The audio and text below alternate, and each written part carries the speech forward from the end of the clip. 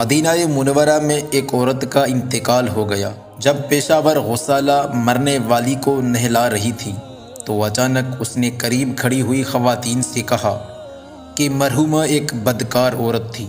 ابھی غسالہ کے الفاظ کی گونج ختم بھی نہیں ہونے پائی تھی کہ اس کا ہاتھ مردہ عورت کے جسم سے چپک کر رہ گیا۔ چند لمحوں تک مرحومہ کے رشتہ دار خواتین اس راز کو نہ سمجھ سکی، مگر جب انتہائی کوشش کے بعد بھی غسالہ کا ہاتھ بدن سے علیحدہ نہ ہو سکا تو پھر ہر طرف ایک ہلچل سی مچ گئی۔ حاضرین نے اپنی آنکھوں سے بڑے بڑے حیرت ناک مناظر دیکھے تھے، مگر یہ واقعہ ان سب سے جدا تھا۔ لوگ جنازے کو بھول کر غسالہ کی جانب دیکھنے لگے، جس کے چہرے پر وحشت برس رہی تھی۔ اس ذیل میں تمام بڑے علماء کرام سے رجوع کیا گیا، مگر کوئی ایک شخص بھی اس عجیب و غریب مسئلے کا حل نہیں نکال سکا۔ وقت تیزی سے گزرتا جا رہا تھا اور میت کی تدفین میں تاخیر ہوتی جا رہی تھی۔ غسالہ کے ساتھ مرحومہ کے عزیز و اقارب بھی سخت پریشان تھے۔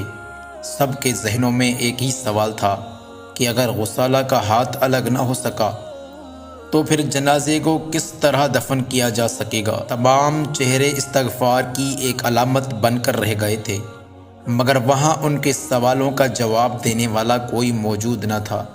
یہ منظر دیکھ کر بعض لوگوں کے ذہن اس قدر منتشر ہو گئے کہ وہ غسالہ کا ہاتھ کاٹنے کی تجویز پیش کرنے لگے۔ اب صرف اسی طرح میت کی تدفین ممکن تھی۔ متعلقہ افراد کے حلقے میں یہ تجویز زیر بحث آئی تو اپنے لرزہ خیز انجام کو قریب دیکھ کر غسالہ زار و قطار رونے لگی۔ جب صورتحال پر کسی طرح بھی قابو نہ پایا جا سکا تو انسانی ہجوم سے ایک آواز ابھری، کیا تم لوگوں نے اس سلسلے میں امام مالک بن انس سے رجوع کر لیا، جن کی عمریں فقہ کے مسائل حل کرتے کرتے گزری ہیں؟ وہ بھی کوئی جواب نہ دے سکے تو پھر ایک نوجوان کے ذہن کی آزمائش کیا منع رکھتی ہے؟ کہنے والے نے دوبارہ کہا، عقل عمر کے پیمانے سے معتبر نہیں ہوتی۔ کیا عجب ہے کہ وہ نوجوان تمہاری ساری الجھنوں کو دور کر دے۔ مجمع خاموش ہو گیا۔ اس شخص کی بات تسلیم کی گئی۔ پھر کچھ معززین شہر حضرت امام مالک کی خدمت میں حاضر ہوئے، اپنا عجیب و غریب مسئلہ بیان کیا اور جواب کا انتظار کرنے لگے۔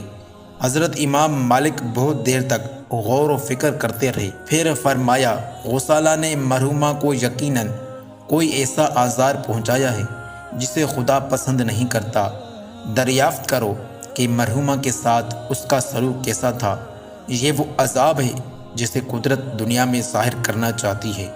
لوگ اٹھ کر چلے گئے اور جب انہوں نے غسالہ کو یہ بات بتائی تو وہ زار و قطار رونے لگی اور فوری اعتراف کر لیا کہ اس نے مرحومہ پر بدکاری کی تہمت لگائی تھی۔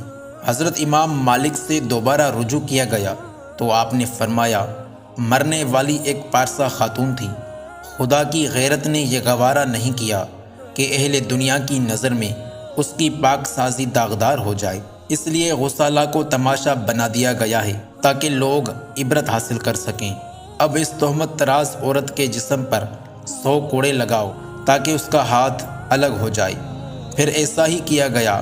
شرعی علم کے مطابق غسالہ کو 100 کوڑے لگائے گئے۔ جیسے ہی سزا کی تکمیل ہوئی، اس کا ہاتھ مرحومہ خاتون کے جسم سے علیحدہ ہو گیا۔ حضرت امام مالک کے اس فتوے پر بڑے بڑے اہل دانش حیران تھے اور اس کے ساتھ ہی تمام اہل عرب کو اندازہ ہو گیا تھا کہ آنے والا زمانہ اسی نوجوان کے فضل و کمال سے تعبیر ہوگا، اور پھر حقیقت میں بھی ایسا ہی ہوا۔ اللہ تبارک و تعالیٰ سے دعا ہے کہ ہمیں کسی مسلمان پر بلا وجہ تہمت لگانے سے محفوظ رکھے۔ ویڈیو کو لائک کرنے کے ساتھ ساتھ ویڈیو کو اپنے دوستوں کے ساتھ ضرور شیئر کیجیے گا۔